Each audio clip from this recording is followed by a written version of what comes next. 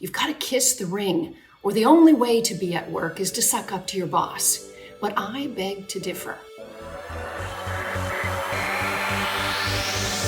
Hi, I'm Dr. Wendy Walsh for Local Now, and I'm here for you.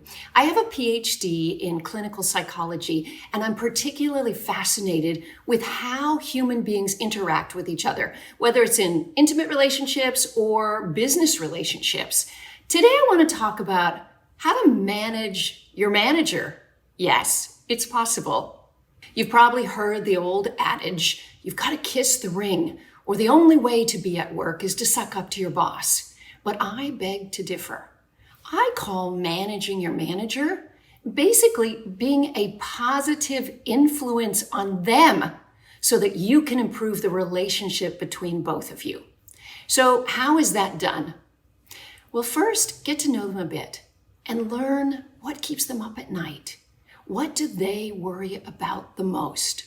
Underneath their tough veneer, are they a little insecure about certain things? Do they have other people they have to manage that are difficult, or bosses on top of them? Figure out what it is and ask yourself how you can be the helper in that area to relieve them on some of their stress. Here's a great example. Years ago, my kids were going to an elementary school in a changing neighborhood where a lot of high socioeconomic status parents were marching into the principal's office telling him how to run his school. I didn't want to be one of those parents. So I marched in and said, hey, I'd like to start a parent association. And when people come complaining to you, why don't you send them to us first? We'll hear them out and we'll decide which things you need to hear. He loved it. We ended up raising a lot of money for the school. It all worked out well. Another way to manage your boss is to always think in terms of bringing solutions rather than problems. Look, anybody in management is spending their whole day solving problems and putting out fires. If you're just another person showing up with yet another problem, you're not going to have a great relationship with them. So instead, figure out what the problems are at work and come to them with suggestions and solutions, not complaints. And the last thing, and probably the most important, is make yourself indispensable. Now, how do you do that? You figure out the company, the business model, the players. You figure out how the revenue streams come in, and you make yourself valuable in those crucial areas.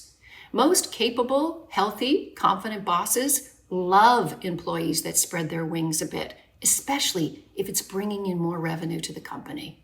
So don't be afraid to expand your role a little bit and impress your boss, because you can help them have a better life at the office.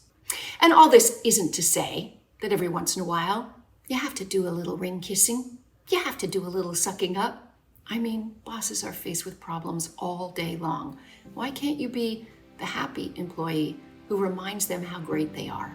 Remember, water what you want to grow, not the weeds. It's my favorite adage. I'm Dr. Wendy Walsh. Thanks for watching me on Local Now. We will see you next time. You can follow me anywhere on my social media. That is at Dr. Wendy Walsh. See you soon.